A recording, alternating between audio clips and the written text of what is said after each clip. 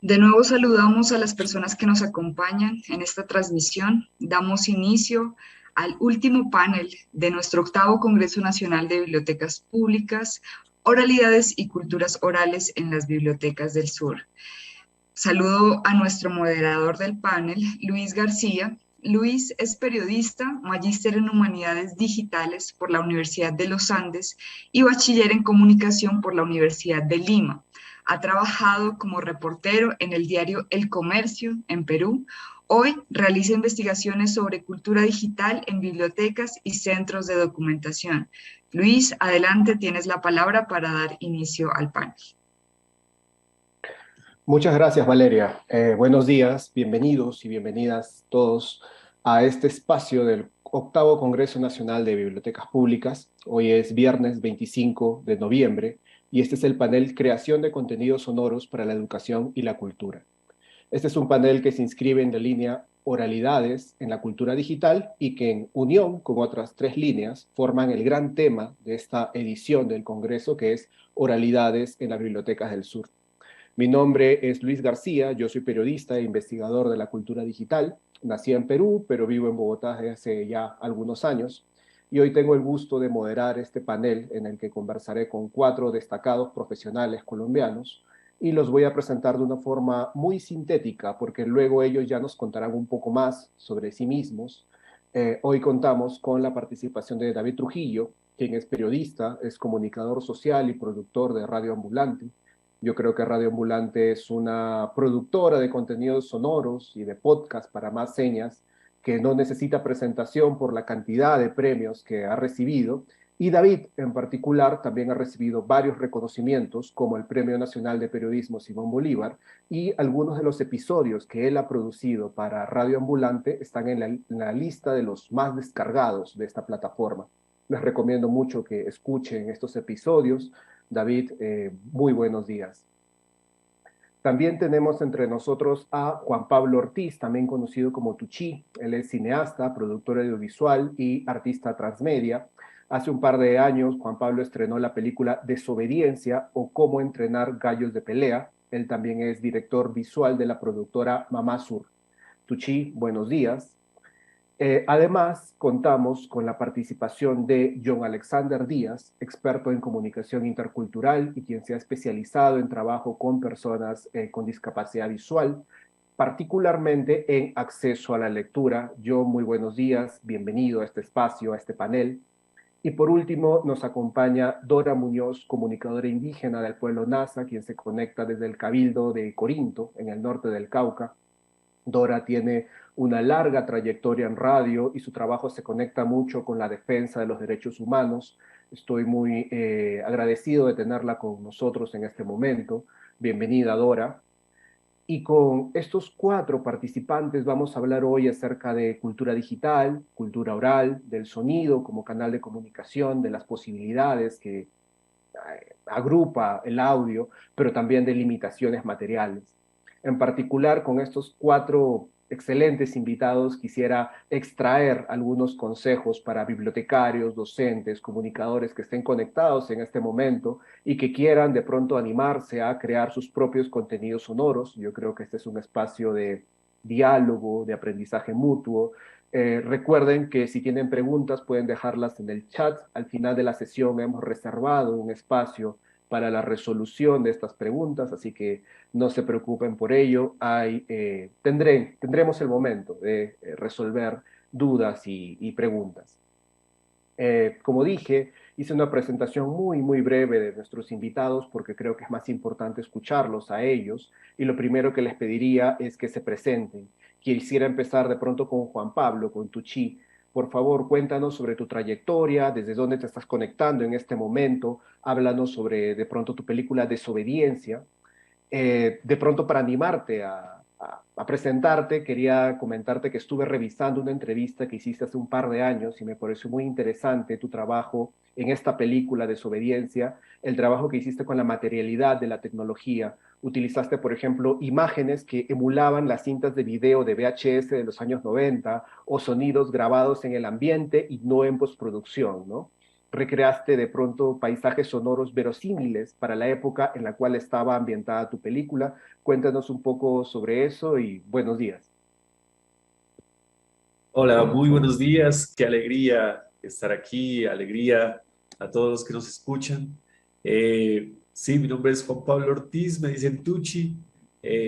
Soy productor y director de cine, precisamente, y indago mucho en la tecnología antigua cinematográfica, ¿no? Hasta en los artefactos precinematográficos, ¿no?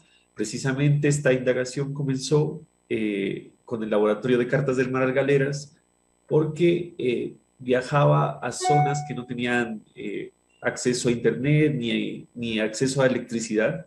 Entonces, precisamente, ¿cómo se podría llevar el cine a estas regiones? Con lo precinematográfico, ¿no? Con el cine que funciona sin luz eléctrica, ¿no? Y de ahí en esa investigación de todos estos artefactos que existen desde muchos siglos atrás, eh, al entender que el artefacto cinematográfico como tal generaba una estética, una narrativa, una sonoridad precisamente, me empecé a enfocar en este espacio y así el largometraje Desobediencia o Cómo entrenar gallos de pelea precisamente es realizado con una cámara de VHS y con su textura, precisamente también tratando de conseguir el sonido también más fiel a lo que generaría este tipo de cámara, ¿no? Precisamente, aunque eso lo indagaré más tarde, pero precisamente, o sea, empecé a trabajar con aparatos como estos, o sea, ahora estos son, digamos, en algún momento esta fue la tecnología más moderna para su época y ahorita la rechazamos un poco, ¿no? Pero eso no quiere decir que esa misma tecnología tenga su tono, su sensación, su textura y me gusta indagar en ella y además porque también he visto que es una forma de reutilización, ¿sí? Digamos, están en muchas casas, en muchos hogares, entonces me parece que es una forma tampoco no de desechar, sino que darle una nueva vida, ¿no? Una nueva oportunidad. Y que hay mucha de esta tecnología que se encuentra regada y que genera una valiosa experimentación. Entonces, por eso es que es tan poderosa, digamos, la textura y la técnica de la película, pero también cómo lo empleamos en las comunidades donde vamos. Es decir, hay una preocupación, digamos, por la obsolescencia de las tecnologías y reapropiarnos de lo que ya está de pronto en los hogares. Tal cual, es eso mismo, ajá. Y también para que se vea una evolución también de cómo la tecnología, o sea, de cuando llegamos a esto precisamente, a un celular, de que no ha llegado, digamos, de la nada, ¿no? Sino que es la tecnología de hombres y mujeres que han, digamos, han puesto su conocimiento en una evolución más, ¿no? En una evolución más y que esa evolución viene también pues, de genios del pasado que es valioso entenderlos, ¿no? Y que es valioso también entenderlos también en lo que trabajamos a nivel, digamos, sonoro, en que esto como tal, el artefacto como tal, por ejemplo, aquí un Discman, el artefacto como tal, tiene una belleza, ¿no? Física, o sea, se puede volver una escultura, o sea, lo podemos intervenir, ¿no? Porque ya es un aparato que se reúne en el mundo físico, no solo en lo digital, y que tiene en sí mismo una posibilidad también escultórica. ¿Y desde dónde te conectas en este momento? ¿Desde dónde nos acompañas? Yo estoy conectado desde la ciudad de Pasto, Nariño, pero digamos que el proyecto que represento, que es Cartas del Mar al Galeras, representa un poco a Nariño como tal, ¿no? La parte panamazónica, ¿no? El mar, las comunidades afro, la selva, especialmente las comunidades indígenas Aguá, y en este caso, pues Pasto, los artistas de los Andes. Bienvenido, Tucci. Muchas Muchas gracias. gracias. Sigamos con John. John, por favor, cuéntanos sobre tu trayectoria, desde dónde te conectas, en qué se ha concentrado tu trabajo. Te comento que revisé tu tesis de maestría en la Universidad Digital sobre las otras maneras de leer. Cuéntanos sobre ello y también quisiera que tangencialmente me confirmes algo. Yo no sé si tú fuiste ganador hace unos cuantos años del Concurso Nacional de Cuento y Poesía para Población con Discapacidad, o de pronto se trata de un homónimo. Es decir, además de ser académico, ¿eres poeta o se trata de una persona que tiene tu nombre? Cuéntanos, John.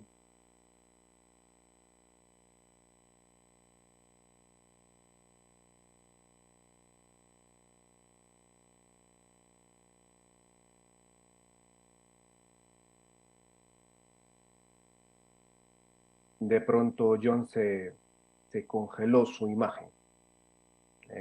Bueno, de pronto mientras lo esperamos, seguimos con Dora. Dora, muy buenos días. Háblanos de ti, por favor, sobre tu trayectoria. Hay algo que ocurre contigo, Dora, y es que cuando uno te busca en la web, consulta lo que sería tu huella digital, uno encuentra que tu trabajo ha estado muy relacionado con la defensa de los derechos humanos en el Cauca, pero seguro hay otros campos más que se escapan y que no están consignados en el registro que dejan los motores de búsqueda. Cuéntanos, por favor, sobre eso, sobre tu trayectoria. Bueno, muchas gracias. Un saludo muy fraterno para todos y todas, y pues los organizadores de este 8º Congreso Nacional de Bibliotecas, un espacio de verdad donde convergen diversos saberes y prácticas. Creo que aquí podemos retroalimentarnos y de manera colectiva seguir reaprendiendo y rehaciendo muchas de nuestras prácticas. Bueno, pues tal vez ese es el referente digital o en la web que pueden encontrar sobre mí, porque desde la comunicación, que ha sido como mi enfoque principal en términos laborales y personales también, hacemos mucha denuncia de las difíciles situaciones que se viven en el territorio y especialmente con las comunidades indígenas, y hemos como identificado que la comunicación es una herramienta y una estrategia muy importante para poder dar a conocer esas situaciones que se viven en las comunidades. Y afortunadamente hemos tenido pues también acceso a los medios digitales, que es una forma de llegar a otros muchos públicos, y los hemos enfocado también en hacer este tipo de visibilización. Sin embargo, bueno, no solo vemos la herramienta comunicacional como una forma de denuncia, sino también de dar a conocer lo que somos como pueblos, nuestros planes de vida, nuestras proyecciones, nuestros sueños y los múltiples saberes que se encuentran en las comunidades. Dora, y pregunta, ¿estas acciones de comunicación desde qué plataforma lo hacen? ¿Desde alguna radio? ¿Tiene un nombre esta radio? ¿Desde alguna asociación de pronto? ¿Desde dónde se da? Bueno, se da desde diversos espacios. Realmente la comunicación o en los pueblos indígenas, no solo del Cauca, yo diría que a nivel nacional y a nivel de la Abya Yala, tiene un componente muy fuerte y es como la raíz de nuestra comunicación, que es la espiritualidad. Y esa espiritualidad pues abarca diversos espacios, como son los espacios territoriales, los espacios comunitarios, los espacios familiares, y posteriormente nosotros hemos ido implementando el uso de las TICs, el uso de todas las plataformas, especialmente la radio. En el Cauca, la radio ha sido un proceso bastante fuerte. En este momento yo hago parte de un proceso de comunicación en mi territorio, en el Cabildo de Corinto, pero a la vez estamos articulados con otras radios a nivel del norte del Cauca y a nivel del Cauca. Hay una red de unas 20 radios aproximadamente que nos juntamos a través de la red de la Asociación de Medios de Comunicación Indígenas, la red AMSIC. Estas radios pues están ubicadas en diferentes territorios del Cauca y hacemos un trabajo articulado especialmente en la producción de contenidos y la visibilización de pues todo el contexto territorial que se vive acá en las comunidades. Pues también usamos las redes sociales, las plataformas web y estamos desde hace varios años haciendo un trabajo de producción de contenidos desde esta mirada, ¿no? De nuestra mirada, desde nuestros saberes también como pueblos ancestrales y como lo decía hace un momento, no solo denunciando la agresión, sino también visibilizando y dando a conocer nuestros saberes como pueblos y nuestras luchas también como pueblos. Y si alguien de los participantes quisiera consultar su trabajo, ¿dónde deberían acudir? ¿Alguna red social en particular? ¿Tienes el nombre de pronto de alguna cuenta en Facebook, en Instagram? ¿O no? Bueno, sí tengo cuenta de Facebook. Sin embargo, allí no publico sobre mí, publico más sobre lo que hacemos a nivel colectivo. Tenemos también pues la página web del Cabildo, donde vamos contando como el caminar territorial y comunitario.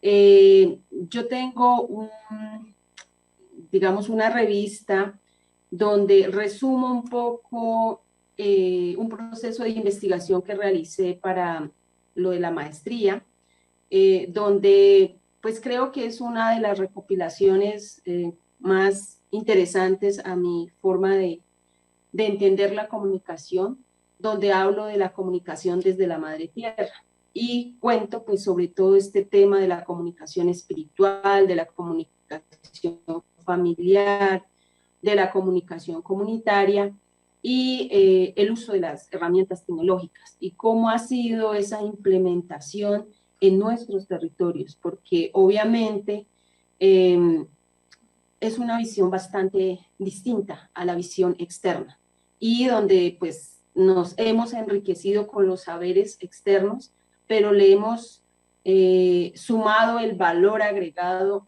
de los saberes propios, las lenguas indígenas, las prácticas culturales, y creo que es un espacio que nos permite enriquecernos mutuamente y bueno, desde cada contexto, desde cada territorio, poder dar un uso estratégico y realmente un uso que nos permita fortalecer también nuestras dinámicas.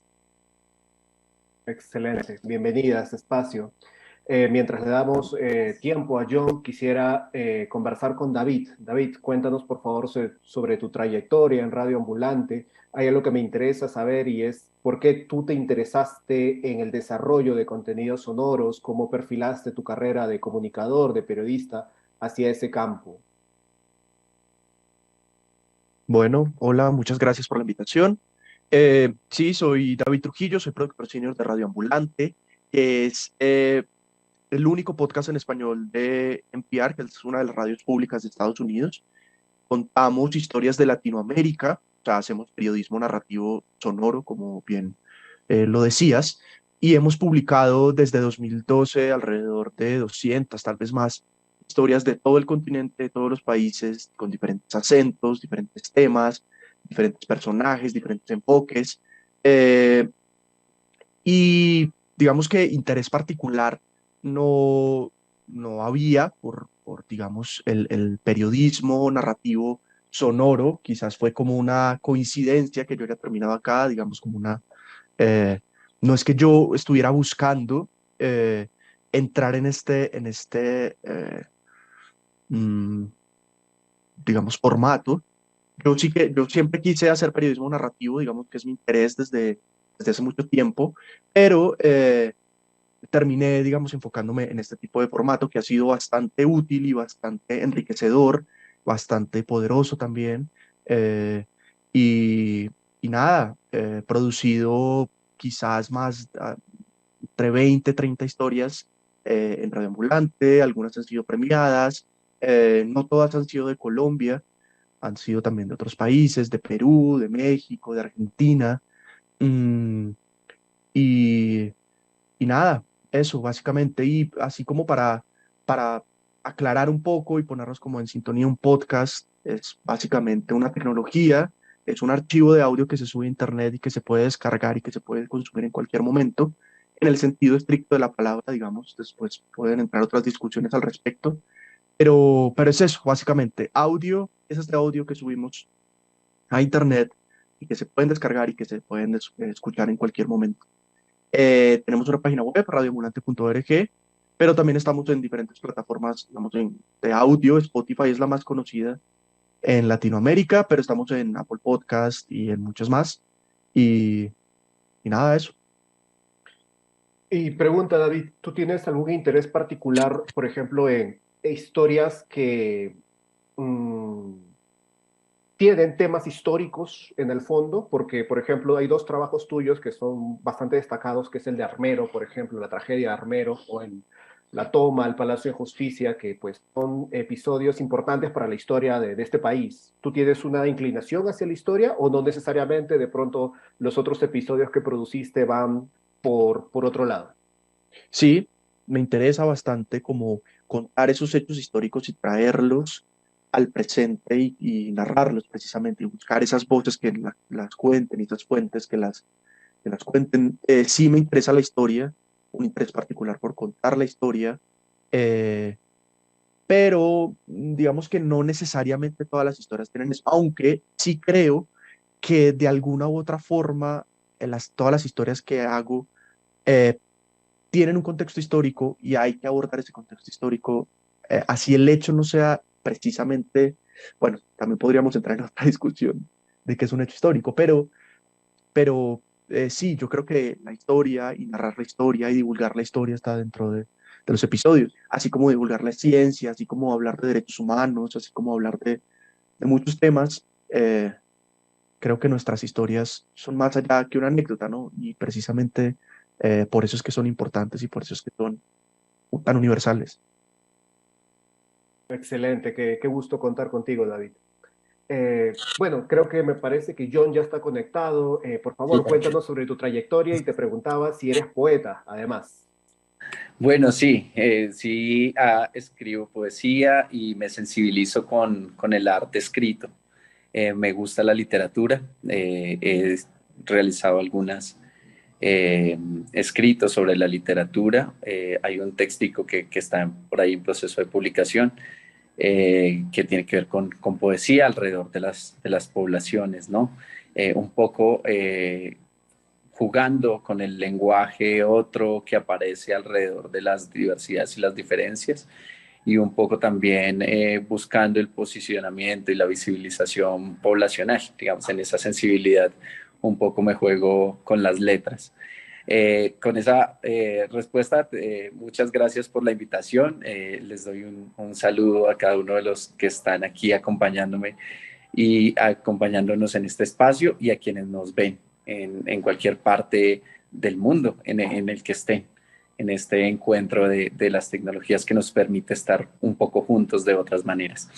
Te cuento que he tenido varias etapas y voy a empezar un poco con la última, contándoles sobre el hashtag Inclúyete con la reportería, alrededor de ese lenguaje nuevo que aparece por ahí con el tema de las inclusiones, ¿no? Que hace parte un poco de proyectos poblacionales en búsqueda de la reivindicación de sus derechos. Y con eso posicionamos este hashtag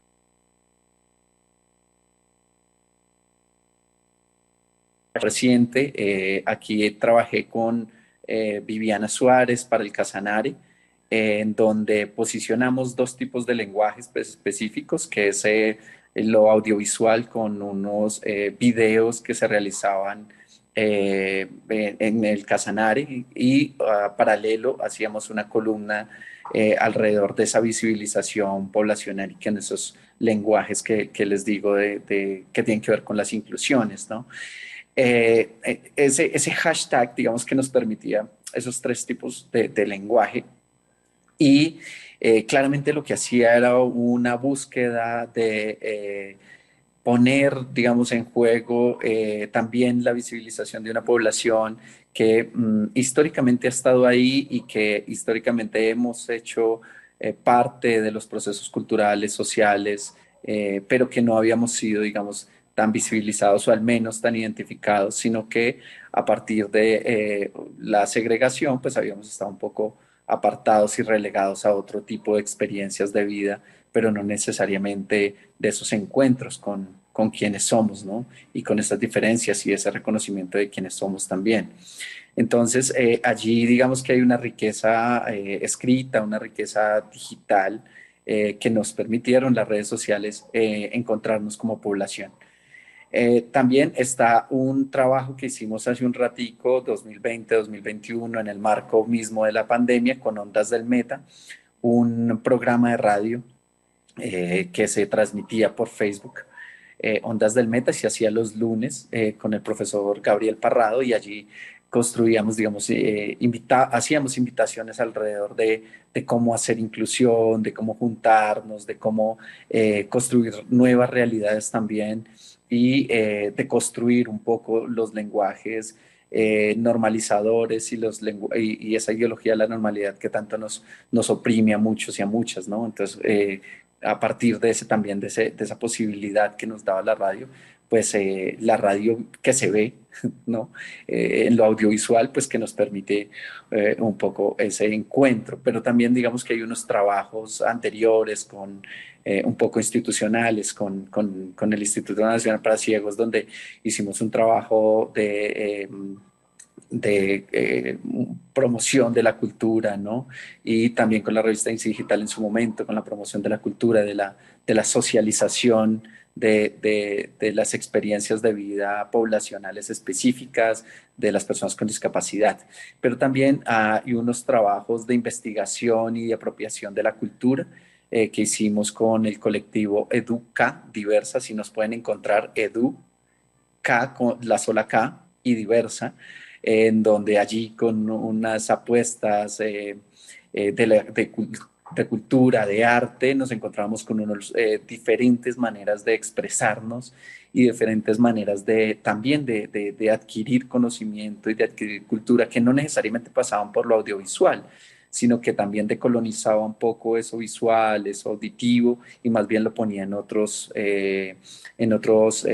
posibilidades de acercarse al arte, ¿no? Como es el tacto, como es el olfato, como es el oído, el gusto, ¿no? La ubicación y todos estos sentidos, ¿no? Que son múltiples sentidos, la propiocepción y otros sentidos que aparecen ahí, que nos permiten ser seres humanos y que nos permiten también otras posibilidades para llegar a muchas más personas.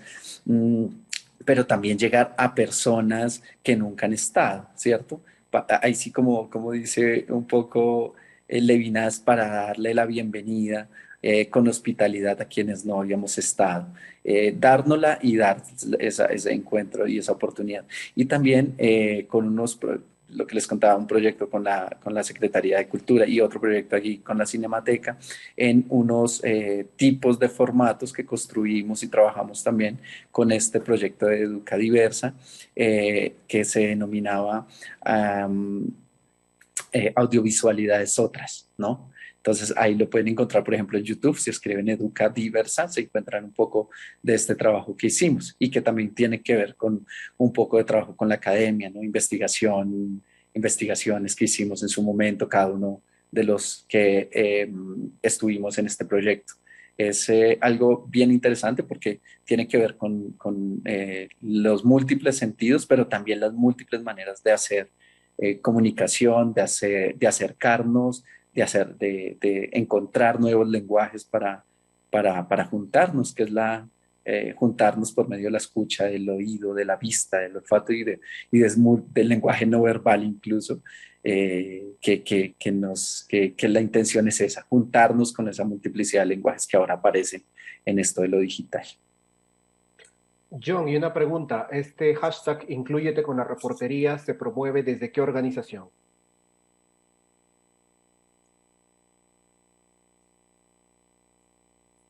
Hola. John, ¿me escuchas?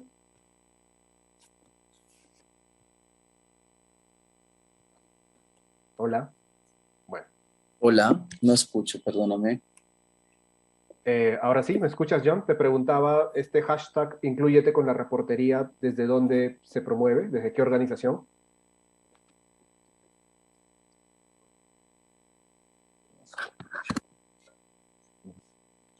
Mientras John resuelve sus problemas técnicos, pasemos por favor al siguiente tema, al siguiente eje de este panel, y tiene que ver con las posibilidades y limitaciones de los soportes sonoros, del sonido. Parto con Dora. Dora, ya nos adelantaste un poco esto, pero ¿qué tan importante es la radio en Corinto? ¿Qué posibilidades tiene? ¿Cómo se conecta de pronto con tecnologías digitales? De pronto han explorado la difusión de contenidos en Corinto a través de WhatsApp, por ejemplo. ¿Qué me puedes comentar sobre esto, sobre el sonido y Corinto? Bueno, es muy importante. De hecho, el acceso a estas tecnologías, como el caso de la radio, no solo en Corinto, sino en todo el territorio del Cauca, ha sido también una apuesta muy importante desde los procesos organizativos, donde desde hace años aquí en el Cauca, en el norte del Cauca, hace más o menos unos 30 años, digamos, se fortalecieron o se crearon las primeras emisoras comunitarias. Y ha sido un proceso que se ha venido articulando con estas nuevas formas o con las tecnologías, sobre todo las redes de WhatsApp, todo lo que es las plataformas digitales, las páginas web también fueron como un elemento muy fuerte hace unos 15 años más o menos acá en el territorio, donde cada organización empezó a crear su página web para publicar diversas informaciones y sobre todo todo lo que tiene que ver con lo tecnológico se ha mirado como la ventana al mundo exterior, decimos nosotros. Es por donde podemos ver a los otros y los otros mirarnos también a nosotros como pueblos indígenas, como procesos, como comunidades. Es así que, pues desde hace 30 años más o menos, en las comunidades la radio ha jugado un papel muy importante, porque vemos la radio no solo como el espacio donde hablamos los comunicadores y comunicadoras, es el espacio donde interactúa la comunidad, donde también la palabra y el mensaje de la comunidad cobra importancia, porque son las mismas comunidades las que tienen acceso a estos medios y pueden contar, pueden visibilizar, pueden saludar. Y un elemento bien interesante y yo diría muy especial que ha permitido la radio es los sonidos propios, es decir, la música propia, por ejemplo, los programas en lenguas indígenas, los sonidos de la naturaleza a través de la radio, los sonidos de nuestros territorios a través de la radio. ¿Cuál es el sonido característico del territorio de Corinto? ¿Cuál es el sonido característico, bueno, digamos, de la laguna del Páez, que es un sitio sagrado para nosotros? Y esos sonidos también son diversos, ¿no? A veces hay sonidos muy, yo diría, muy fuertes, muy tristes. El sonido de la guerra, por ejemplo. ¿Cómo se escucha la guerra o cómo se vive o cómo se siente la guerra en nuestros territorios? Y es bien distinto a cómo lo vive o lo escucha, digamos, un territorio de las ciudades. Entonces es ir identificando también esos sonidos, pero también cómo suena nuestro territorio desde la esperanza. Y cuando yo hablo de sonido me refiero a voces, a música, me refiero a los sonidos de la naturaleza, me refiero incluso también al silencio. Para nosotros como pueblos ancestrales, el silencio es uno de los elementos que más comunica, que más nos indica algo. En los espacios espirituales, por ejemplo, cuando realizamos nuestras ritualidades en los sitios sagrados, el silencio es uno de los elementos fundamentales.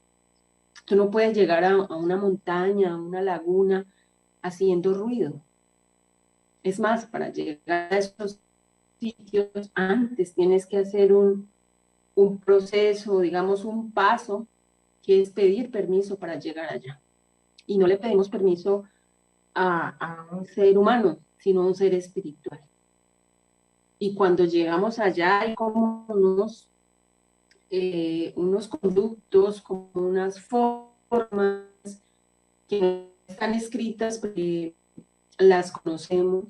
Una de esas condiciones, digámoslo así, es el silencio, para poder escuchar la naturaleza, para poder escuchar la espiritualidad de ese lugar.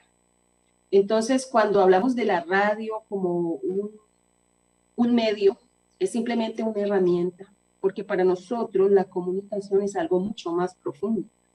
La radio, lo audiovisual, lo escrito, las redes sociales, son herramientas tecnológicas muy importantes, muy necesarias y muy apropiadas para este contexto y para relacionarnos tanto a nivel interno como externo, para darnos a conocer y para conocer también de otros.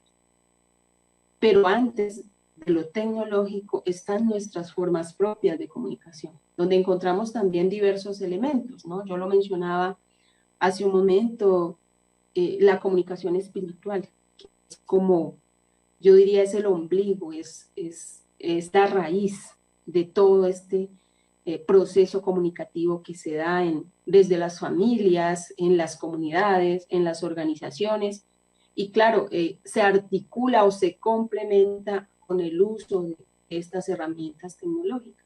Y se ha visto la radio como una de las herramientas más estratégicas en el territorio, pues porque permite llegar a diversos lugares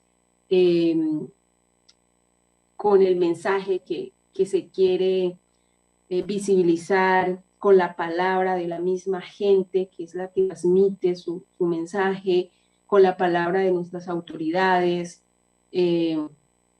con la palabra que los comunicadores y comunicadoras ayudamos a circular, ¿no? La radio es como un puente que nos une, que nos junta y que permite también, más allá de informar, decimos nosotros que la radio tiene varias funciones, no solo informar, sino también concientizar, educar y movilizar. Es decir, si transmitimos un mensaje, no simplemente debemos quedarnos en contar, ¿no?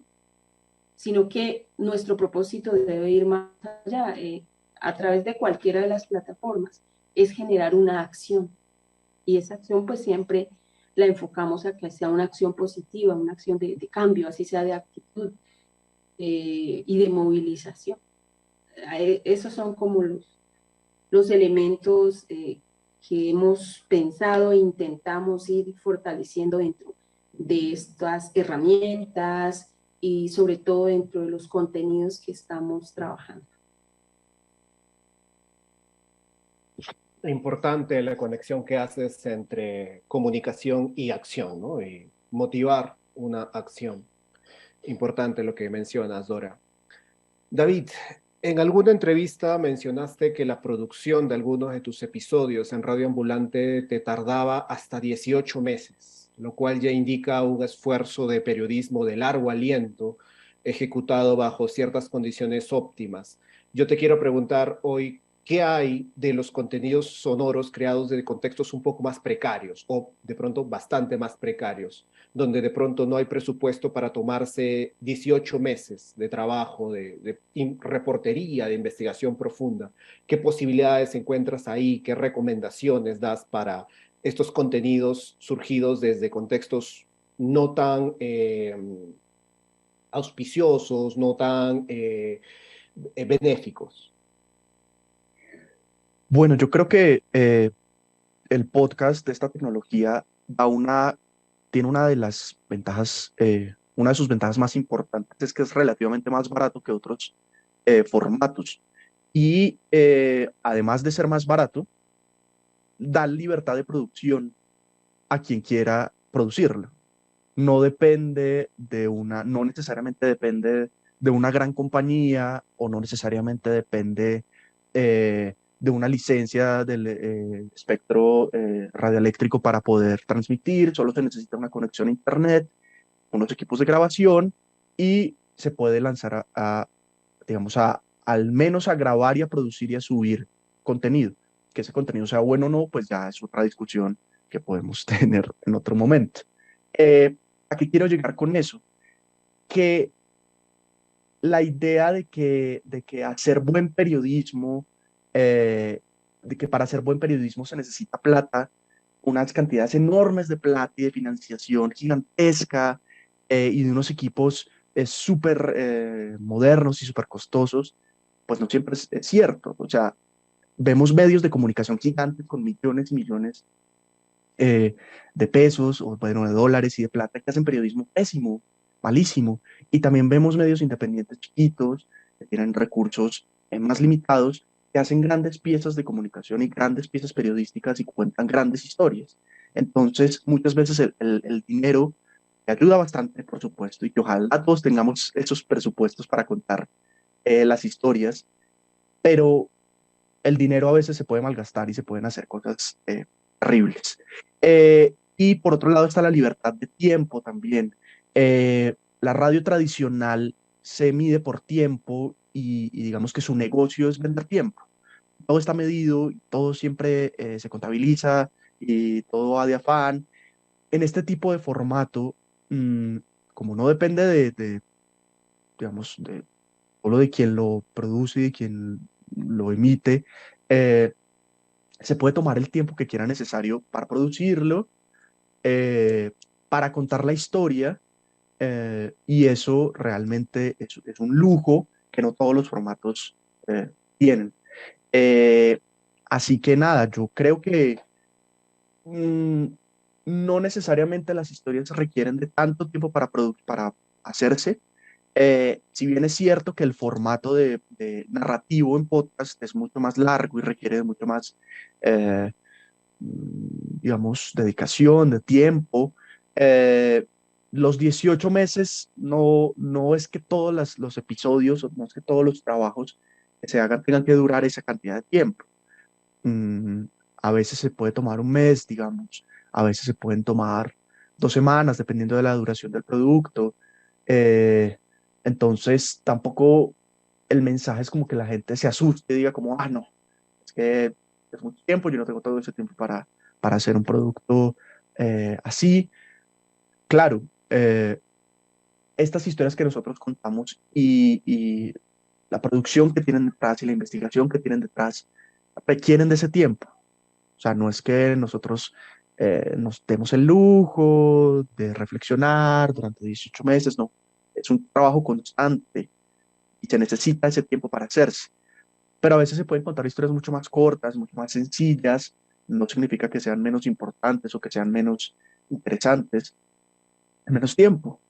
Eh, yo creo que uno puede ir probando hacer historias con las personas que tienen alrededor, cercanas, con una sola voz, que para ya después lanzarse a estos grandes proyectos requieren más tiempo.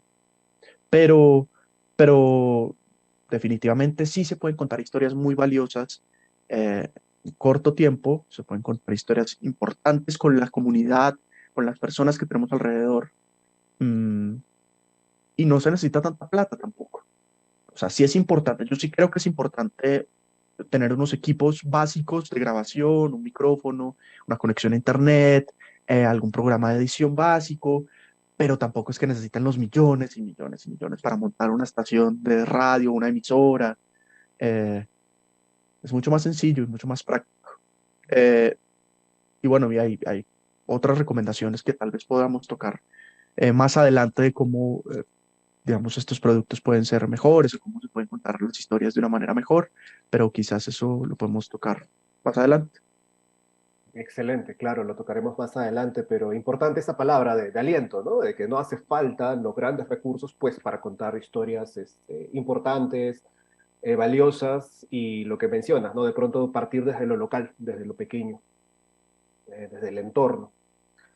John, en un texto que te leí mencionas acerca de estos lectores de pantalla, los screen readers, que son dispositivos que ayudan a las personas con discapacidad visual en la lectura. Cuéntanos, por favor, cómo son estos dispositivos, cómo funcionan, qué tan extendidos están entre las bibliotecas colombianas y en los hogares de las personas que tienen ceguera.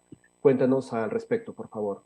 Perfecto, mira, eso parte de una investigación que realicé para la maestría en educación y es denominada Otras maneras para leer, las implicaciones de los lectores de pantalla en los procesos de conocimiento en personas con discapacidad visual. Pero específicamente estos lectores de pantalla, digamos que son una posibilidad más que se agregan a otras múltiples posibilidades de acercarse a la lectura. Hemos reconocido la lectura como un proceso de ojo-palabra, ¿sí? En la que la decodificación del signo permite un proceso de lectura y claramente ahí hay un proceso que implica más que la decodificación, pero lo hemos entendido como si la lectura fuera solamente una cosa de ojos con signo, ¿cierto? Pero en esta investigación y claramente reforzando con otras investigaciones, vemos que los lectores de pantalla tienen unas implicaciones al momento de leer. Un lector de pantalla o un screen reader es un escáner, como con su nombre lo indican, un lector que lee la pantalla, es decir, pasa a palabras los signos, los grafemas, los signos, pues, que conocemos latinos a texto, ¿no? Esto ya lo podemos encontrar. Fíjate que arrancó como un dispositivo de asistencia, es decir, que le leía específicamente por medio de un computador o de un celular a las personas que no veían, ¿sí?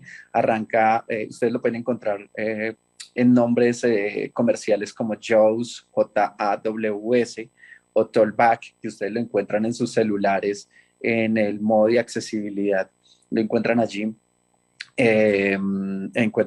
Buscan ajustes, accesibilidad, Tollback, y lo encienden y el lector les va leyendo toda la pantalla, ¿verdad?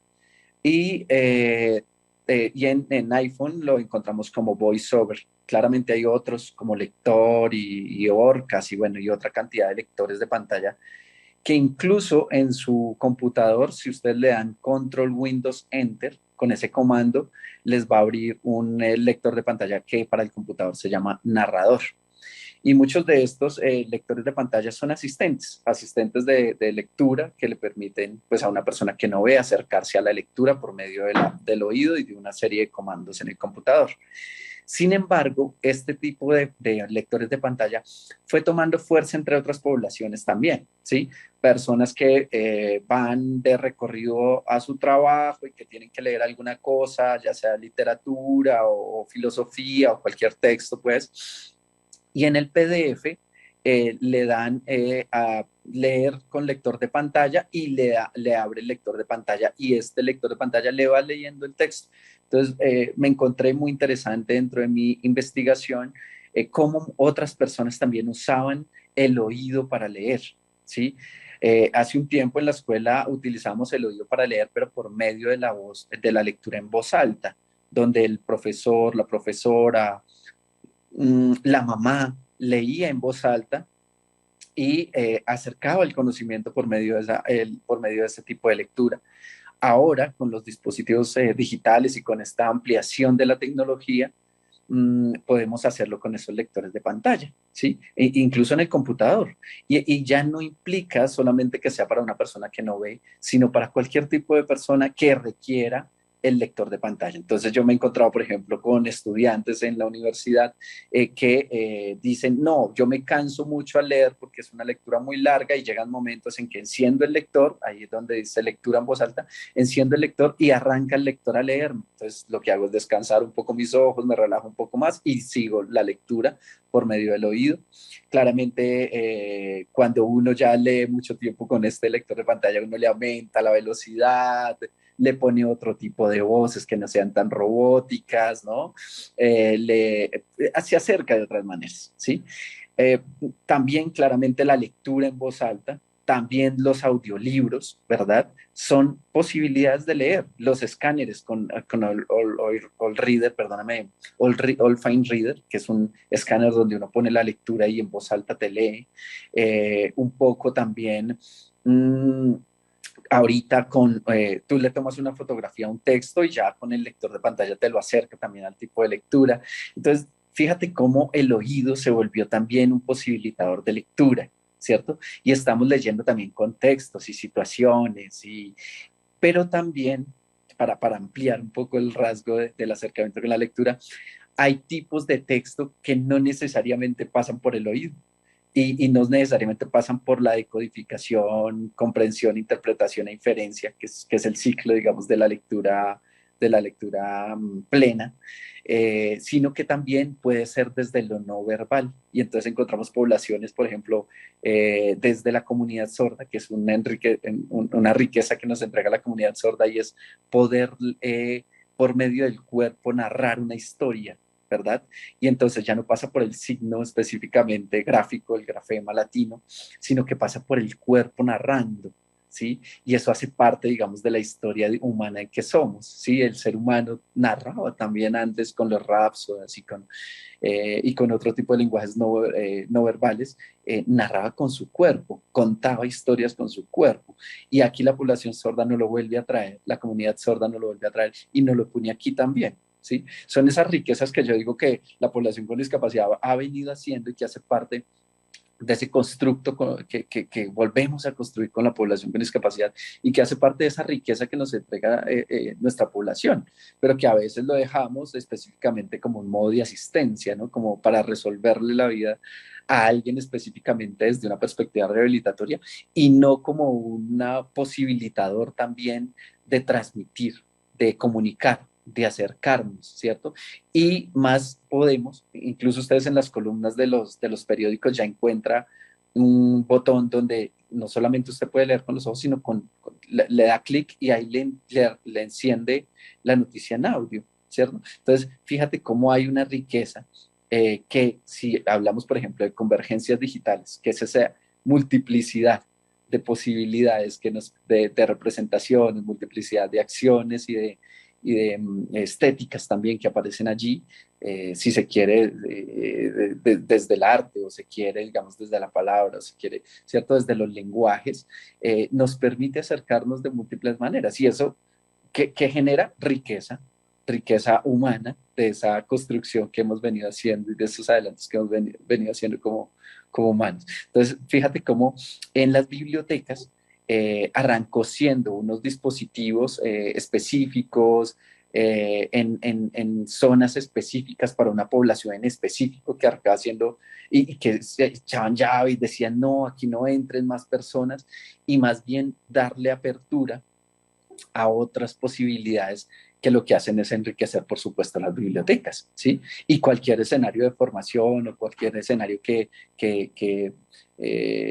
busque, digamos, un poco promover la cultura, pero también acoger la cultura, ¿verdad? Pero también hacernos y permitirnos encontrarnos en esas diferencias alrededor de la cultura y del saber, ¿sí? Ahora, ya no es solamente desde el libro allí en el anaquel, donde casi que se profanaba el libro cuando se abría, sino que ya hay otras posibilidades que también uno puede ir a la biblioteca y uno puede encontrarse con la biblioteca con esos otros lenguajes, ¿sí?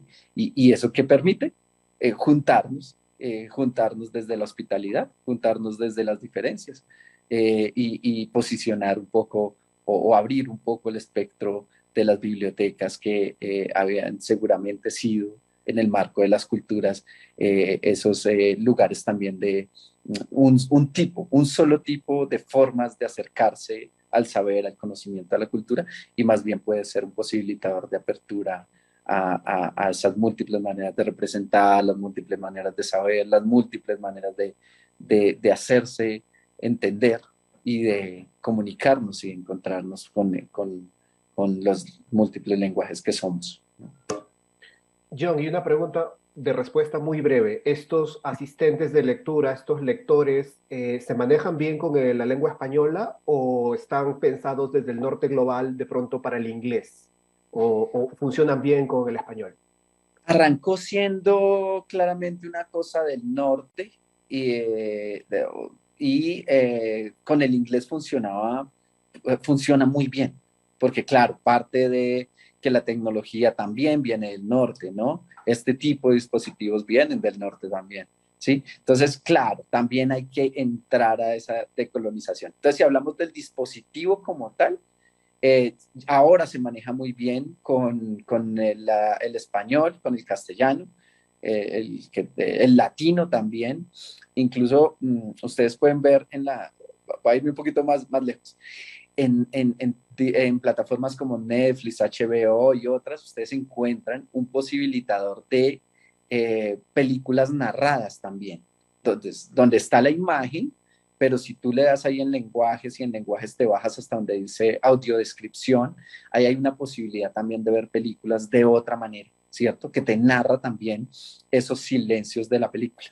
Entonces, sí, claramente, pues todos sabemos que eso viene desde el norte, pero claramente también pasa por ese tema de la globalización, también acercándose un poco a nuestras poblaciones, que nos ha dado posibilidades, por supuesto, nos ha enriquecido y nos ha permitido, por supuesto, que hay que tener un poco de cuidado y de mediación también, no tanto cuidado desde el miedo, sino más bien cuidado desde la pertinencia, el saber y lo que se necesita específicamente, un conocimiento de esas tecnologías, por supuesto, también. Para eso tenemos que hacer también mediación. Excelente.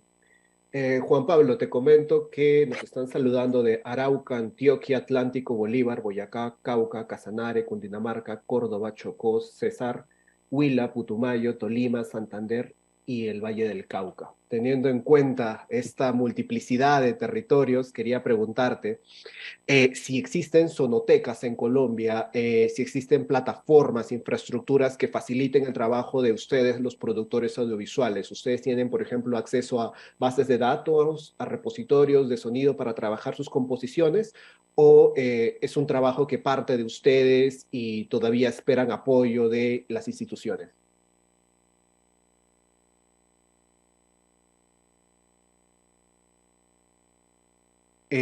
Juan Pablo, tu audio. Listo, listo. Pues nosotros, digamos, tratamos de crear el audio original, ¿no? Realmente. Porque digamos, eso es así como la imagen, digamos, el tiempo, la imagen y el sonido se depositan en el tiempo como tal, ¿no? Entonces, precisamente, cada vez que uno hace una captura de sonido, realmente es lo que está es deteniendo ese tiempo sonoro, ¿no? Cada sonido es prácticamente una fotografía, o sea, cada sonido capturado es una fotografía, ¿no? De ese sonido especial en el tiempo, ¿no? Así como hablaba Dora precisamente del paisaje sonoro, realmente nosotros podríamos ver, por ejemplo, con nuestro laboratorio Cartas del Mar al Galeras, precisamente a lo que te enfocas, Luis, y es cómo cambia el sonido en el paisaje sonoro, ¿no?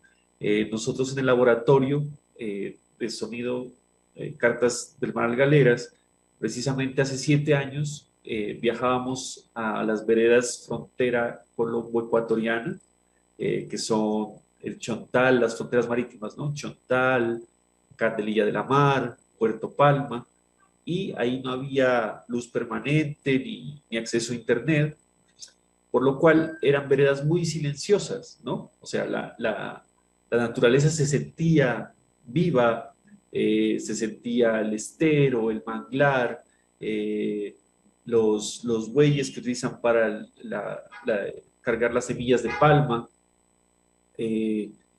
los pescadores, pero desde hace un año largo ya llegó la luz, ¿no? La luz permanente a estas comunidades y precisamente pues ahora el paisaje sonoro cambió muchísimo, ¿no? O sea, uno ya va en el estero, en los brazos del mar, navegando y ya siente la música a todo volumen, que ya da la entrada a las comunidades, ¿no? Son comunidades muy alegres, muy felices, Entonces, precisamente la música se vuelve ya el paisaje actual casi 24 horas, ¿no?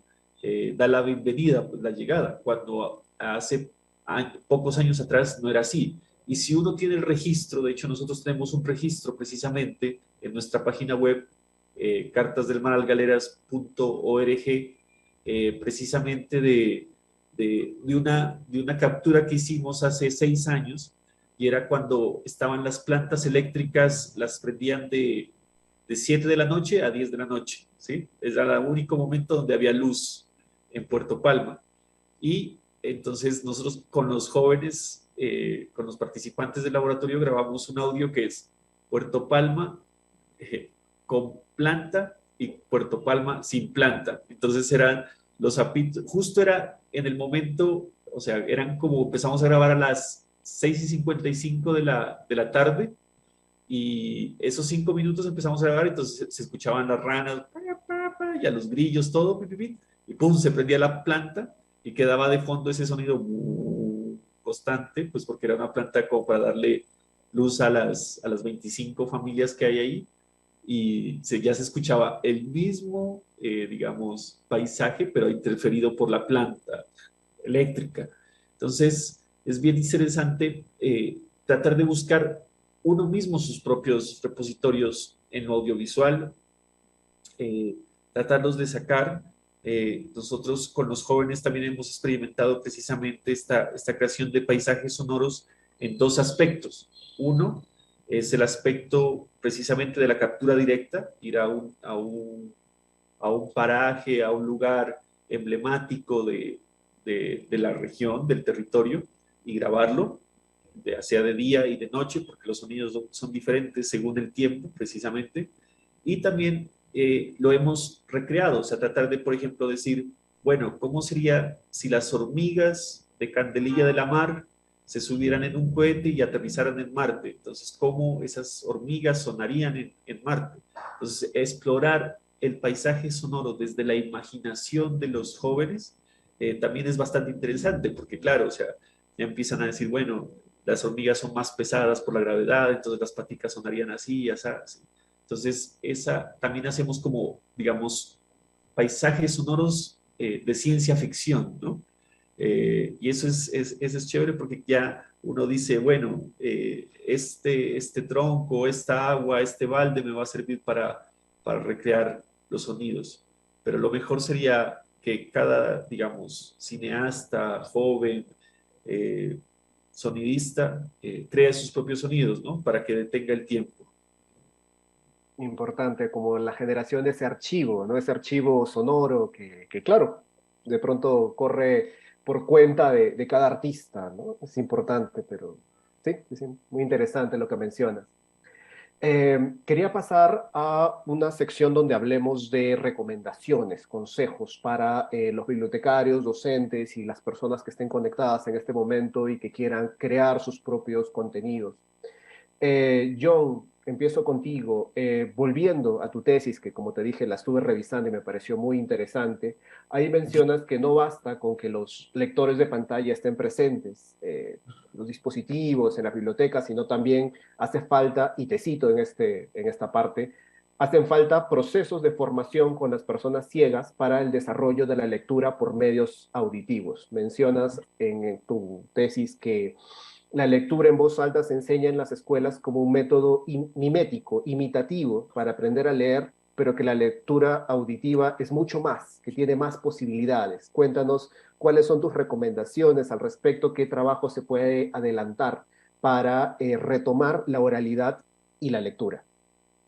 Fíjate que la lectura parte del acercamiento al recién llegado a la cultura, ¿no? Al conocimiento. Y la mayor cantidad de conocimiento, ya investigaciones sobre ello, no pasa por la lectura, pasa por la palabra, ¿sí? Y pasa por el lenguaje, si se quiere, el lenguaje verbal, ¿sí?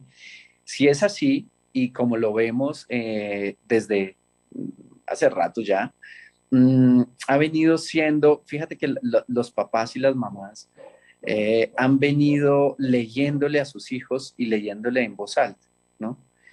es y hablándole, dándoles orientaciones por medio de la palabra, dándoles la enseñanza del mundo se hace por medio de la palabra, ¿no? Te dice, mira lo que hay allí, ¿no? Va la mamá con su hijo y le va mostrando el mundo y se lo va señalando, o el papá se lo va señalando. Entonces, en esa relación del lenguaje, sí, del lenguaje del señalarnos, de los deícticos, pero también del lenguaje hablado, que en otras poblaciones sería el no verbal o la lengua de señas, se te va mostrando el mundo. Entonces, fíjate cómo el oído hace parte mismo de esa posibilidad de conocimiento. Entonces, si la lectura en voz alta, como lo digo en esa investigación, es una lectura plena, las recomendaciones o los acercamientos que tendríamos con ella es posibilitadora por medio de la voz alta. Y si no hay voz alta, podría ser por esos dispositivos que ya les cuento, ¿no? Los lectores de pantalla, los audiolibros, los EPUB 3, los multiformatos, ¿no? Los multiformatos digitales, las convergencias en esos multiformatos, es decir, donde se pueda conectar algo leído, escuchado por medio de un podcast, pero también visto por medio de una convergencia allí que lleve a la imagen, pero también una convergencia que lleve al texto. Entonces eso posibilita múltiples caminos y da múltiples posibilidades también de acercarse a la cultura y al saber. Eso no es gratuito, no es tan simple, sino que tiene que ver con la mediación a ese acercamiento, ¿verdad? Y la mediación pasa por lo que decía hace un momento, la familia, el cuidador, la cuidadora, el cercano, ¿sí? El que recién recibe también la hospitalidad, ¿cierto? Hay una ética también implicada, pero también pasa por la maestra, por el maestro, ¿verdad? Que median ese conocimiento, que tienen relación con ese saber. Entonces, ¿qué necesitamos? Necesitamos maestros, familias, bibliotecas, promotores de lectura, artistas, constructores de este saber digital también, que reconozcan esas múltiples maneras de hacerlo, ¿sí? Esas posibilidades otras de leer, esas múltiples maneras de acercarse al saber y que lo reconozcan para apropiarlo y para ponerlo también en juego, ¿sí? Para que haga parte de ese cúmulo de posibilidades que se vuelvan una herramienta y que esa herramienta, hay chicos y chicas pues que no siempre aprenden a leer con lo visual y a esos como los llamamos analfabetos, ¿cierto? Pero podemos acompañarlos en un proceso de lectura auditiva, ¿cierto? Podemos acompañarlos en un proceso de lectura táctil, ¿sí? En un proceso de lectura de tejidos, por ejemplo, y eso pasa por lo táctil también, ¿sí? O pasa por los múltiples canales que tenemos, y eso lo llamamos como multisensorialidad, ¿sí? Por el oído, por la vista, ¿cierto? Por el tacto, y bueno, nos da otras posibilidades, que eso a lo que nos lleva a ese ciclo que les contaba ahorita, ¿no? De codificación, comprensión, interpretación, inferencia, y por supuesto algo que tenía Zuleta muy en cuenta, y es a la de producción también, ¿cierto? ¿Qué hago con ese saber? ¿Qué hago con ese conocimiento? ¿Sí? No es caer también lo que planteaba un poco Lipovetsky en los 80, donde decía, es que, claro, ahí vamos a entrar en un cúmulo enorme de conocimiento, de tecnologías, de saberes que vamos a caer en un vacío, ¿cierto? Sino que, claro, con la mediación lo que permite es, ok, ¿qué necesitas? ¿Qué vamos buscando? ¿Qué vamos construyendo? ¿Qué vamos queriendo aprender? ¿En qué nos estamos metiendo? Y en esa mediación generar riqueza humana, ¿sí? Y no es pasar tampoco de lo que implica, digamos, pasar de ese cúmulo enorme de tecnologías fluctuantes que están por ahí y que no las sabemos manejar y que nos genera otro tipo de dificultades, ¿no? Y seguramente de enfermedades y tal, como lo estamos viendo en esta época, sino que sí lo mitigamos por medio de el encuentro con las identidades, el reconocimiento de las diferencias, el acercamiento también de manera pertinente a esas tecnologías. Claramente no pasar del conocimiento desde lo que conocíamos, ¿no? Y que ahora un poco a las nuevas generaciones les aburre, a pasarlo tampoco a esa avalancha de tecnologías y de conocimientos sin tener y sin brindar las herramientas apropiadas y pertinentes para eso, ¿sí? Entonces hay un gran reto que hace rato se está jugando ahí y que nosotros, quienes creamos contenidos, pero también quienes hacemos parte de la mediación, ya sea familiar, pedagógica, cultural, también tenemos una enorme responsabilidad ahí ética para hacer mejores aportes para los recién llegados, ¿no? Que muchos recién llegados son quienes hasta ahora nacen o quienes vienen creciendo, pero también los recién llegados a las tecnologías, pero también los recién llegados a los podcasts, pero también los recién llegados al internet, pero también los recién llegados a los dispositivos móviles, pero también los recién llegados a los computadores, ¿verdad? Fíjate cómo nos volvemos muchos y muchas recién llegados a ciertos espacios que terminan siendo espacios enormes de cultura y de saber. Excelente. Juan Pablo, como artista audiovisual y teniendo en cuenta lo que nos mencionabas al inicio de esta charla respecto a la apropiación de tecnologías analógicas, ¿cuáles son tus recomendaciones para quienes quieran aproximarse a la creación digamos, a la creación sonora? ¿Por dónde empezar? Bueno, precisamente sí, enfocarse a esa parte de la recuperación de la tecnología es clave, ¿no? Porque realmente a veces tenemos tantas cosas a la mano y se pasan desapercibidos, ¿no? Por ejemplo, justo tenía un ejemplo aquí clarísimo y es, o sea, alguna vez llevamos estos bichitos, estos silbatos a Puerto Palma. Y entonces, bueno, pero entonces, que estos silbatos, ¿cómo? No sé qué. Pues hay tierra, ¿no? Hay tierra y creamos nuestros propios silbaticos. O sea, a veces las cosas están ahí y si no están ahí, pues las inventamos, ¿no? Hay mucha tecnología que se puede hacer caseramente. Precisamente, casi hay mucho conocimiento libre, ¿no? Por ejemplo, nosotros creamos unos piezoeléctricos caseros, pedimos unos cables a una emisora dañados de sonido, los cortamos, hicimos los piezoeléctricos que son muy fáciles de hacer con los jóvenes y precisamente pudimos crear unos micrófonos para sumergir en el agua, en el río, en el mar. La tecnología está ahí disponible, es de muy fácil acceso, la tecnología que a veces parece obsoleta, las cajitas de sonido, los LPs, o sea, todo está ahí como dispuesto realmente, ¿sí? Dispuesto para estar a disposición del sonido. Tenemos, o sea, como humanidad hemos creado diferentes artefactos y contenido sonoro que puede seguir siendo reutilizado y además tenemos nuestra voz, ¿no? Fue clave también entender un poco, un consejo es que, digamos, no hay voces buenas ni voces malas, ¿no? Y eso es importante cuando hacemos el laboratorio con los jóvenes, como recordarlo, ¿no? Porque hay una timidez a veces con la propia voz al escucharse, ¿no? O sea, cuando uno se graba, uno se escucha perfecto, ¿no? Uno dice, mi voz es hermosa, ¿no? Pero cuando se graba y se vuelve a escuchar, ya siente que hay un distanciamiento con la voz. Entonces también a los bibliotecólogos, como indagar en que no hay voces buenas ni voces malas, ¿no?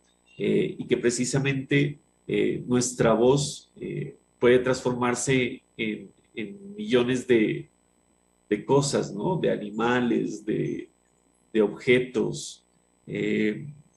también un gran consejo que suena también como extraño, pero nosotros hemos trabajado bastante en zonas de conflicto, en zonas con mucha violencia, y el sonido también sirve para llevar alegría, ¿no?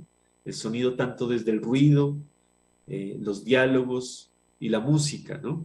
Entonces también que se vuelva un instrumento, un sentir de alegría, ¿no? De paz, que limpie, digamos, o que se pueda transportar en todas las direcciones, generando paz, ¿no?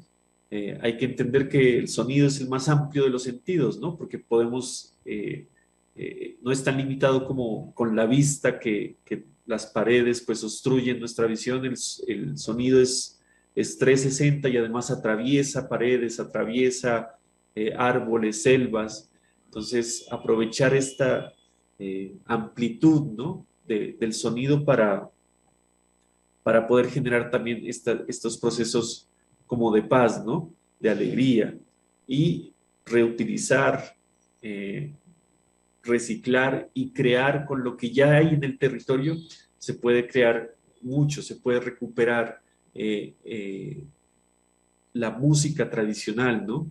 Nosotros hicimos como digamos, a través de la música, pudimos como unir otra vez a ciertas familias que estaban distantes. ¿En qué sentido, no? Los arrullos en el Pacífico son dedicadas a la Virgen y ahí llegaron iglesias evangélicas a este territorio y los evangélicos no creen en la Virgen, pero siguieron haciendo canciones de arrullos con el ritmo, o sea, con el ritmo de arrullo, pero sin dedicarlas a la Virgen. Entonces, a través de una investigación de los arrullos, se llegó desde los más tradicionales hasta los evangélicos, pero lo hermoso de esta investigación es que al final las cantadoras tradicionales de arrullo cantaron con las cantadoras evangélicas y las mismas canciones de un lado y del otro. Entonces también los espacios de la música son espacios que pueden unir, ¿no? Que pueden volver a juntar lo que se veía como un distanciamiento precisamente de una tradición, se puede ver más bien como no un distanciamiento, sino como una evolución o un cambio también importante para la comunidad, que no necesariamente tiene que dividirla, sino solo ver que hay diferentes posiciones en una comunidad, ¿no? Y el sonido permitió otra vez esta apertura y esta unión con la comunidad. Me parece que el sonido es un gran instrumento para la paz, para la unión y para el medio ambiente también. Así es. Perfecto. David, te traslado la pregunta que le hice a Juan Pablo y de la cual ya nos has adelantado algunas cosas. ¿Cuáles son tus recomendaciones para que quienes quieran crear, por ejemplo, podcasts desde bibliotecas, desde comunidades? Tan importante como eso, ¿cómo harías tú para distribuir esos contenidos para que lleguen a más personas en condiciones de precariedad? Bueno, yo lo que hago es contar historias, digamos, mi trabajo es contar historias y es hacer periodismo narrativo. Eh, entonces mis recomendaciones van es a ese tipo de contenido en podcast, porque el podcast es muy amplio y se pueden hacer muchos tipos de cosas, pero yo me enfoco es en contar historias de no ficción. Entonces, como decía, mis recomendaciones van hacia ese lado. Eh, lo primero, digamos que la recomendación más importante que yo suelo dar y que solemos dar, Rodamulante, es que eh, estas historias y este contenido se piense para la gente. Uno está produciendo y está armando estas narraciones, es para la gente, no para uno mismo. Eh, entonces, eso, digamos, se puede pensar antes de la publicación con mucha edición, con personas que escuchen eso que uno está haciendo, compartirlo con otras personas, hablarlo con otras personas, mostrarle lo que uno está construyendo a otras personas antes de publicarlo, porque, repito, uno está haciendo esto para otras personas, no para uno mismo, y uno puede creer que uno hace cosas maravillosas y que uno escribe y narra de una forma increíble, pero si a la gente no le gusta, pues no funciona. Entonces uno siempre tiene que buscar como esas otras personas que tengan un criterio, eh, digamos, en el que uno confíe antes de publicar. Porque uno, repito, y esto lo recalco una y otra vez, porque es que como este formato es tan libre, es tan fácil de producir, una vez se lanza sin que nadie haya escuchado antes, sin que nadie haya dado una revisada antes, y resulta en un contenido pues, que no se consume, un contenido aburrido, eh, malo, y muchas veces el error está es en la falta de edición, en alguien más que escuche y que lea antes de la publicación. Eh, y eso, cuando uno tiene una edición y tiene una buena edición, garantiza un contenido entretenido, que entretenido no significa chistoso, ni bobo, ni banal. Hay una mala, como que en general los medios nos han hecho creer, los grandes medios nos han hecho creer que todo el contenido en Internet tiene que ser bobo, tiene que ser fácil y tiene que ser chistoso, y no, no necesariamente. Eh, Uno puede hacer cosas muy entretenidas, muy serias, eh, y con un gran contenido educativo, y con un gran contenido con responsabilidad social importante, ético, serio, ¿sí? Y es importante que ese contenido sea entretenido porque eso le va a garantizar a uno, esa audiencia lo va a escuchar hasta el final, que no se va a salir en la mitad o en los primeros 3 minutos, y que se va a ir, ya está. A diferencia de la radio tradicional, el podcast uno llega a él porque quiere y porque le gusta y porque alguien se lo recomendó, alguien le dijo, mira, esta pieza particular te va a gustar a ti porque te conozco, etcétera, porque estás hablando, estás investigando sobre este tema, escucha esto. La gente, si no le gusta a los 3 minutos, tiene la facilidad de darle pausa y no volverlo a escuchar nunca más. A diferencia de la radio tradicional, pues que uno se lo encuentra así cambiando el dial y hace parte como de la cotidianidad de la gente. No, acá uno tiene que garantizar que la persona, esto es tan entretenido, que le va a gustar tanto que la persona se va a quedar hasta el final.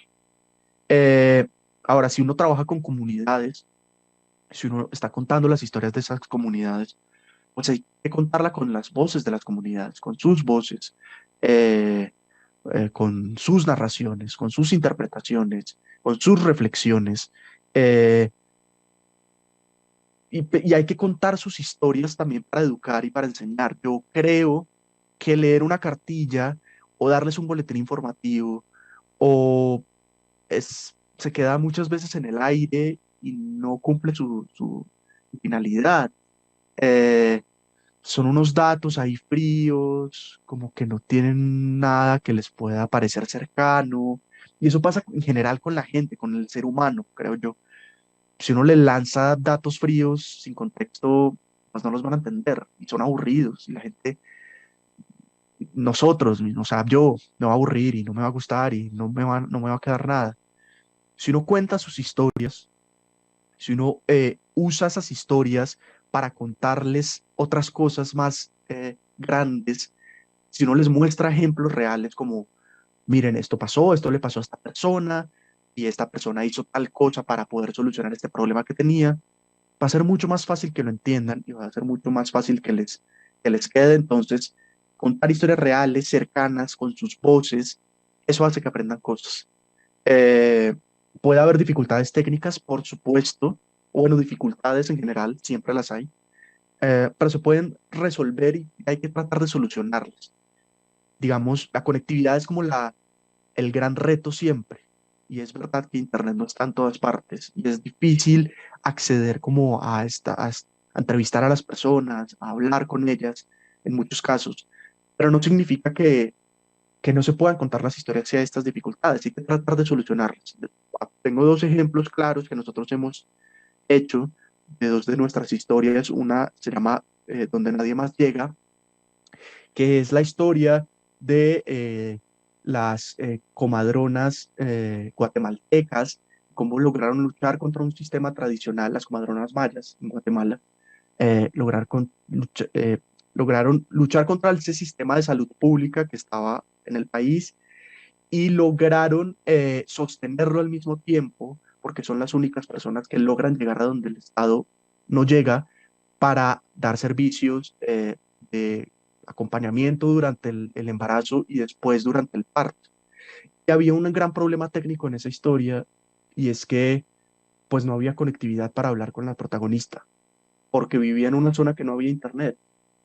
eh, y ella solo podía salir en ciertos momentos para alcanzar una conexión a internet en un punto específico, y era la única forma que podía conversar. Las productoras, que son mis compañeras Liceda Arevalo y Victoria Estrada, lograron tener una entrevista con ella en varios momentos a través de notas de WhatsApp, notas de voz de WhatsApp. Y esta historia está construida con notas de voz de WhatsApp. Y es increíble cómo logran armar todo un arco narrativo y contar toda esta historia que es súper compleja, que es súper linda, a través de notas de voz de WhatsApp. Otro reto que también, y en ese sí participé yo, en la historia El único intérprete, que produje con Leonardo Botero, y el único intérprete es la historia del único intérprete de lenguaje de señas que tiene la Fiscalía colombiana. Y en la historia, él ayuda a desmantelar una red de trata de blancas que había, personas sordas en Medellín, y los protagonistas de esa historia, particularmente uno, era una persona sorda. Entonces, ¿cómo logramos entrevistar a esa persona sorda? Que nuestro formato es audio, o sea, no necesitamos audio.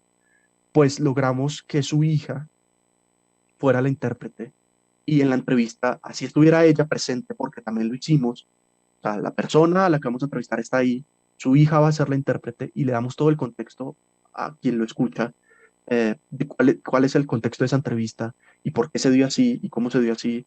Y, y creo que salió bien, y creo que lo logramos interpretar. Creo que se entiende muy bien esa entrevista, con su hija, que es la intérprete, y además es muy importante que haya sido la hija, bueno, etcétera. Los invito a que la escuchen también y puedan entender mejor de qué estoy hablando. Eh, entonces, eso. Y yo creo que para que la gente lo escuche, porque repito, la conectividad es un gran problema siempre, eh, así no tenga internet y así no tenga dispositivos para escuchar, puede reunir a la gente para que escuche y que se sienta alrededor de un dispositivo, y escuchen estas historias, escuchen este contenido. Nosotros lo hacemos con unos clubes de escucha y lo hemos hecho en varios lugares del continente, y eso hay que facilitar todo para que la gente acceda a ese audio. Eh, no solo desde la forma en que se presenta, en que sea directo, solo haya que dar un play y ya está, que la gente lo escuche de la forma más fácil posible, sino también llevarle el dispositivo, llevarle la conexión. Si usted no tiene celulares, pues nos vamos a reunir a escuchar. Tengo este MP3 y lo podemos conectar a un parlante y nos podemos sentar a escuchar esto. O sea, las posibilidades de llegar siempre están, siempre hay que romper esas barreras, o al menos intentar eso. Importante. Y pregunta, recomiéndanos por favor, además de Radio Ambulante, otros podcasts que deberíamos escuchar, que de pronto para los bibliotecarios que están presentes. Ujú. Colombianos, la no ficción tiene varias cosas, varias historias muy interesantes. Se acaba de ganar un Simón Bolívar a mejor crónica. La no ficción es muy chévere. Eh, Estoy hablando de podcast narrativos. Eh, en Chile hay un ejemplo también bastante interesante que se llama Las Raras, que también es muy conocido. Eh, Esos son como los ejemplos que tengo de otros productos de podcast. Pero hay muchos, bueno, Diana Uribe, que es una gran narradora y que es un gran ejemplo como de contenido podcastero en Colombia, también es muy importante. Shots de Ciencia, que me parece una gran forma de divulgación científica, mm, también es muy interesante. Mm, ¿Qué más puedo decir? Esos son los que se me vienen a la cabeza en este momento. Vale, excelente. Muchas gracias, David. Dora, ¿qué requieren los creadores de contenidos hoy en Corinto y cuáles son tus recomendaciones para que otras personas se animen de pronto desde las comunidades del interior de Colombia a producir sus propios contenidos? A partir de tu trayectoria, ¿qué recomiendas?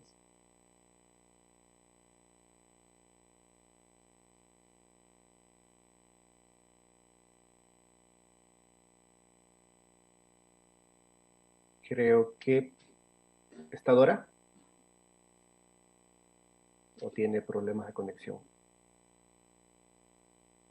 Bueno, de pronto es precisamente de lo que estamos hablando, ¿no? De los problemas de conexión. Ya cerremos con el último eje para dar paso a algunos comentarios, algunas preguntas que tenemos. El último eje, les pido por favor que seamos muy breves, muy concisos, tiene que ver con la articulación con bibliotecas. Y David, empiezo contigo. ¿Radio Ambulante ha pactado alianzas con bibliotecas o aún no? Porque tengo entendido que ustedes tienen convenios de exclusividad con radio pública norteamericana, entonces de pronto se les dificulta un poco eso o de pronto sí. Pero digamos que nuestra alianza es de distribución únicamente, no hay ningún tipo de alianza como de editorial o nada de eso, solo distribución con enviar. Pero en cuanto a distribución, no hemos hecho con bibliotecas, hemos hecho clubes de escucha en bibliotecas, eso sí se ha hecho. De hecho, en septiembre, cuando arrancó la temporada, hicimos un club de escucha acá en Bogotá, en la biblioteca de la Cinemateca Distrital, eh, y ahí reunimos a la gente para que se sentara a escuchar. Sé de otros lugares que también han hecho alianzas con bibliotecas en otros lugares del continente, en otros países, en otras ciudades, que hacen esto también y se reúnen en las bibliotecas para escuchar. Pero no hemos tenido como una alianza editorial con alguna biblioteca como para contar historias. No, sería interesante y quizás haya historias que podamos contar, pero que puedan salir de ahí. ¿Y cómo han sido estos clubes de escucha? ¿Qué han hecho ahí? No, es muy sencillo. Básicamente reunimos a la gente, convocamos eh, y ponemos un parlante y reproducimos la historia. Y la gente escucha durante el tiempo que dura la historia, y después generamos una conversación, que la gente misma empieza a conversar sobre la historia, sobre el tema que se trató. En algunos casos somos nosotros mismos, o sea, Radio Ambulante promueve el club de escucha, pero otras veces es la misma audiencia y la misma gente a la que se lanza a reunirse a escuchar. O sea, esto no es que solo Radio Ambulante pueda hacerlo o nada, esto es de la gente, las historias son de la gente y pueden escucharlas como quieran, en el espacio en que quieran, mientras tengan un parlante, una conexión a internet, o ni siquiera conexión a internet, o sea, lo que les decía, se puede descargar el archivo y se puede conseguir un parlante, se puede reproducir donde sea. Entonces, eso es como un mecanismo muy interesante no solo para que las historias se escuchen, sino para generar conversación alrededor de las historias, que es lo que finalmente nos importa, ¿no? Que la gente hable sobre esto y converse y le quede algo y reflexione al respecto. Excelente. Juan Pablo, tu trabajo Desobediencia se exhibió, me parece, en la Cinemateca de Bogotá hace algunos años, que es de pronto su medio natural, ¿no? Por el carácter audiovisual que tiene tu película. Pero ¿qué hay de la creación de sonido desde las bibliotecas? De pronto para romper este estereotipo de la biblioteca como un lugar silencioso, solitario. ¿Cómo ves esa articulación? Bueno, nosotros hemos tenido una experiencia precisamente con la Biblioteca de los Surorientales de aquí, de la ciudad de Pasto. Lo que hicimos fue precisamente combinar un artefacto precinematográfico que se llama linterna mágica. Entonces, con una linterna mágica trabajamos junto también al Centro de Memoria Histórica, y lo que hacíamos es crear como tal, ¿no? O sea, enseñar a crear la linterna mágica, pero detrás de esa linterna mágica, que al final solo es un artefacto, se empezaban a generar las historias, ¿sí? En acetatos para que se proyecten, pero al mismo tiempo lo que se hacía era como digamos, como una presentación de los participantes, de sus historias, y empezaban a narrar como tal la historia, ¿no? O sea, detrás de la proyección de las linternas mágicas, empezaba a cada uno a contar su historia como si fuera el personaje, ¿no? me parece que es una articulación bastante unida también a lo que sí las bibliotecas han manejado desde hace muchos años, que es esta lectura en voz alta, ¿no? Que se ha generado para niños, pero en este caso, pues, fue precisamente para una población desplazada, ¿no? Porque era el tema que manejaba el Centro de Memoria Histórica. Pero, pero me parece que esa unión del relato, de la creación de historias, de precisamente, como lo dice David, de las historias de no ficción, que se pueden juntar con la tecnología precisamente, eh, es bien conveniente para las bibliotecas, ¿no? Porque realmente la imagen y el sonido es otra forma de leer. O sea, solo tienen características diferentes, pero cada imagen y cada sonido es una forma de leer. Entonces, nosotros hemos indagado en ese espacio precisamente y creo que es muy beneficioso para las bibliotecas poderlo lograr. Excelente. Dora, creo que ya te recuperamos. Cuéntanos sobre el trabajo con bibliotecas y radio en Corinto. ¿Puedes darnos datos al respecto? ¿Se ha ocurrido esta integración, esta articulación, o todavía es un proceso que hace falta? Bueno, ha sido muy mínimo, la verdad. En Corinto existe una biblioteca municipal. Hemos acompañado algunas veces desde la radio unos procesos que se han venido generando de lectura en las comunidades, porque creo que es uno de los aspectos que de pronto no es una práctica muy común, la lectura en los territorios indígenas. La lectura escrita, me refiero a ese tipo de lectura. Entonces, desde la biblioteca se han venido generando esos espacios de lectura colectiva en las comunidades. Y es allí donde nosotros hemos participado también, bueno, teniendo en cuenta las características de nuestros territorios. Es decir, desde, no sé, desde lo tradicional, siempre a los niños, a las niñas, se les acostumbra a contar los cuentos de hadas, las historias de los príncipes, de los procesos de educación propios se ha venido implementando también contar nuestras propias historias, hablar también de nuestros héroes, por decirlo de una manera, y sobre todo hablar de nuestro origen. Hacia afuera se puede ver como que es un mito, una leyenda. Nosotros lo hemos personalizado, hemos interiorizado como la historia de nuestro origen, la historia del origen de la madre tierra, por ejemplo. Entonces, ha sido como en ese sentido, ese colonizar, forma de mostrar ciertos, no sé cómo llamarlo, ciertas formas, metodologías en la lectura. Ese ha sido como nuestro trabajo articulado, la Biblioteca Municipal de Corinto, a nivel de, pues, de ejercicio de bibliotecas y de lectura. Muchas gracias. Y John, por último, ¿qué ideas se te ocurren para integrar esta lectura en voz alta que propones en las bibliotecas? ¿Qué esfuerzos ya se han dado? Permíteme decirte que te están trasladando una pregunta. Te consultan qué espacios virtuales nos recomiendas para fortalecer la formación del personal bibliotecario, así como a recursos inclusivos para nuestros usuarios. Entonces, te traslado esas dos preguntas, John. Vale.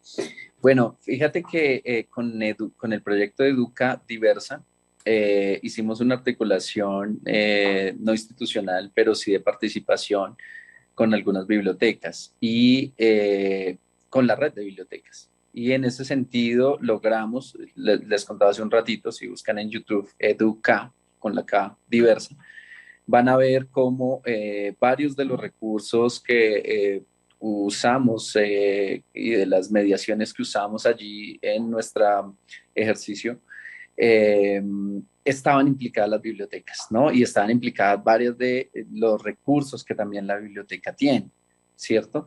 Es decir, que las bibliotecas han venido ganando un poco en ese interés y en ese saber. Y también en contenidos, ¿sí? También, digamos, en algún momento hicimos una participación con bibliotecas humanas, ¿sí? Unas apuestas allí con la red de bibliotecas también, con este tema de las bibliotecas humanas, que enriquece también las posibilidades de la oralidad, de las narraciones, de los encuentros, ¿no? Enriquece, digamos, los espacios, los escenarios y las maneras otras de hacerlo. También lo hemos hecho, digamos que de manera con investigación, ¿sí? Lo mismo, no de manera institucional, pero sí de manera articulada, con esfuerzos propios, con articulaciones propias y con apuestas colectivas que ha ayudado para este acercamiento. Ahora, yo creo que, bueno, les podría contar que hay unos recursos, algo que está fluyendo por ahí como en redes, que es una apuesta de un amigo cercano, en cuanto preguntaban ustedes por podcast, que se llama A Ciegas Podcast, ¿no? Es una apuesta por ahí que viene haciendo un amigo que viene pensándose en el arte y en la cultura también de la transmisión de las identidades poblacionales específicas de la discapacidad y un poco de la reivindicación misma de la memoria, ¿no? José David Díaz con el tema de Café a Ciegas, pero específicamente con este tema de A Ciegas en cuanto a podcast. Bueno, yo creo que uno lo puede tomar desde dos niveles a esa segunda pregunta que me hace. Si es una, tiene que ver con acercamiento a las poblaciones y a los contenidos poblacionales o que posicionan, digamos, estos temas de las identidades poblacionales con recursos como los que les contaba hace un ratico, digamos, viendo lo de Educadiversa, lo de hashtag Incluyete con la reportería, también algunos contenidos institucionales que se vienen dando por ahí con el PAP 3, ¿no? También con este tema del DUA como posibilitador de riqueza poblacional, ¿sí? Entonces hay varios contenidos y varias formas y varias tecnologías que nos pudiesen enriquecer estos escenarios de la biblioteca. Pero también estos, por ejemplo, hay un recurso súper interesante que se llama eVox con V, ¿sí? Que tiene unos textos que te permiten el acercamiento a la lectura de otras maneras también. Yo creo que hay que seguirlo tejiendo. También un poco Tactus, que ya es más conocido por la red de bibliotecas, un poco Dado, ¿no? Que también viene conociéndose. Pero siento que también hace parte de dos cosas.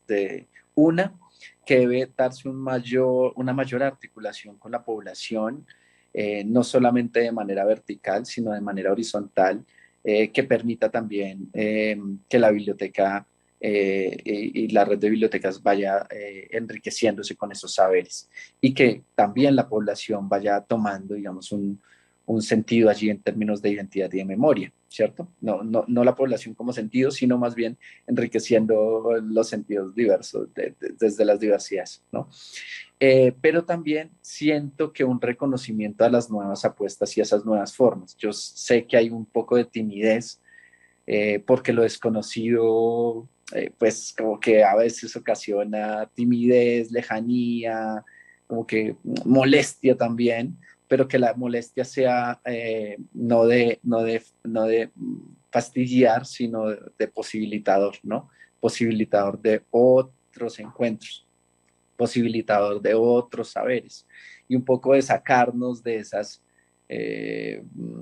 un poco normalidades y cotidianidades, ¿no? Y más bien fluir con ellas, fluirlo de manera armónica, pero también de manera como viene, ¿no? Con esas posibilidades de diferencias que somos. y eso pues nos enriquece, tanto a nosotros como población en términos de identidades y de memorias, pero a ustedes o a las redes de bibliotecas también, o a las bibliotecas también, como promotoras de cultura, de sentido, de saber, un poco eso. Sí. Muy bien. No tenemos más preguntas, pero sí algunos comentarios que quisiera leerles.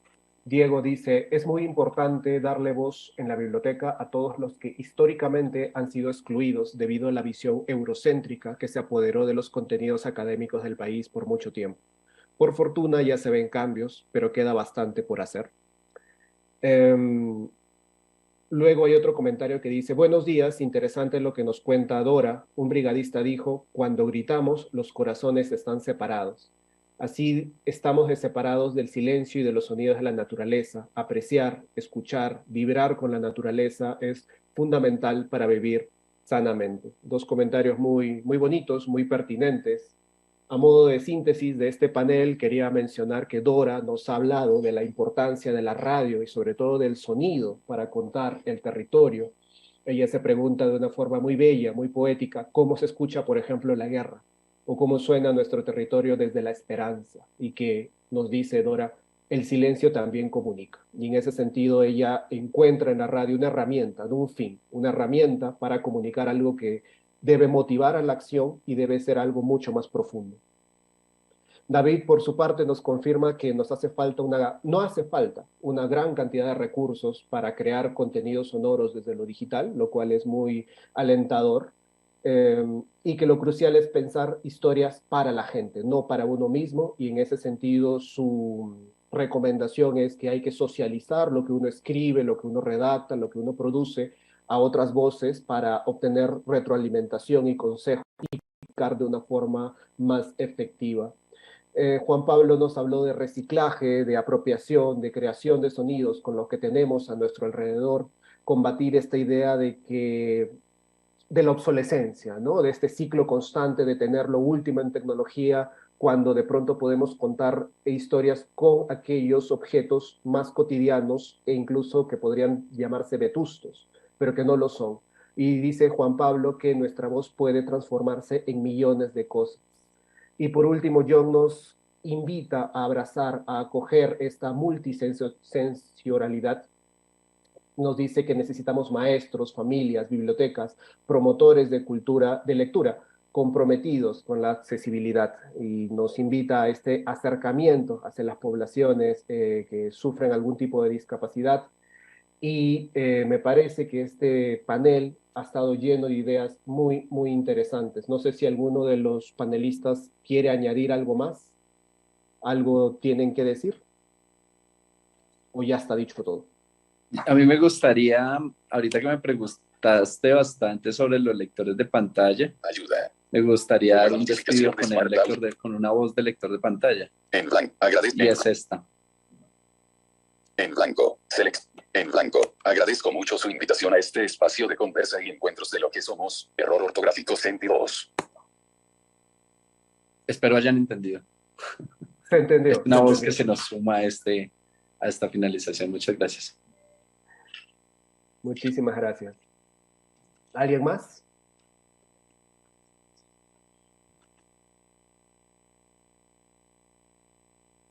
Bueno, yo pues, quisiera agregar algo.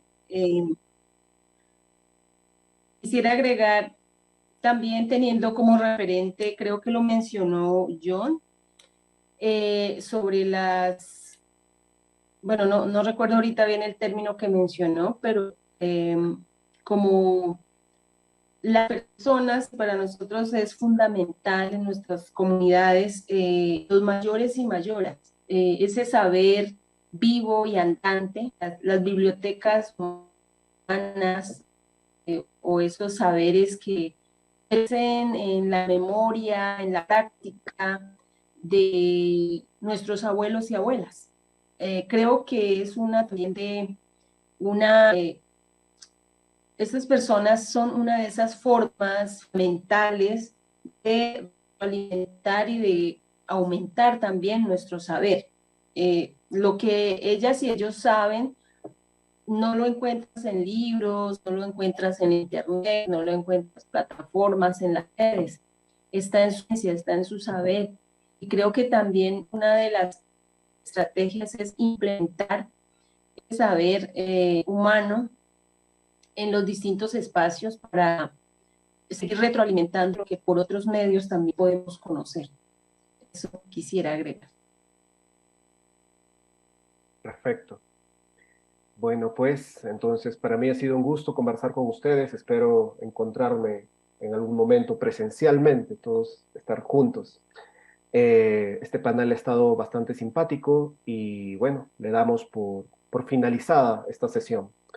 Muchas gracias a todos los asistentes. Espero que estos contenidos les hayan sido útiles y bueno, hasta la próxima.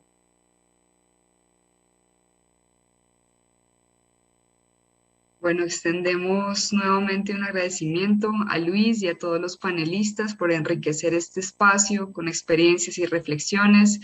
Tucci, David, Dora y John, de verdad ha sido un gusto escucharlos.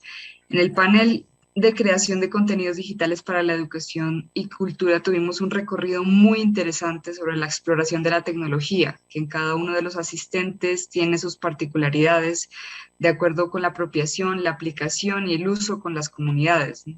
Las posibilidades de las tecnologías de la comunicación son múltiples como una forma de hacer arte, de visibilizar, denunciar, generar opinión y perspectiva sobre diferentes temas. Creo que aquí también se abordaron algunas de las cuestiones claves que quedaron en el tintero en nuestra conferencia magistral, especialmente respecto a las recomendaciones del uso de estas herramientas y lenguajes en contextos y poblaciones con condiciones particulares. Nuevamente, gracias por compartir sus experiencias y reflexiones. A los asistentes les recordamos que hoy a las 2 de la tarde se realizará la conferencia de cierre del Congreso titulada La oralidad en las políticas públicas de lectura, escritura, oralidad y bibliotecas, el caso de Colombia, y estará a cargo de la profesora e investigadora Natalia Duque. Asimismo, los invitamos a participar en nuestro conversatorio a las 5 de la tarde, en el que conversaremos en torno a diversas experiencias de oralidades y cultura digital. No dejen de visitar nuestra sección de experiencias en la plataforma virtual para conocer algunas de las experiencias bibliotecarias relacionadas con la oralidad. Nos encontramos entonces nuevamente a las 2 de la tarde para la conferencia. Muchas gracias a todos y hasta pronto.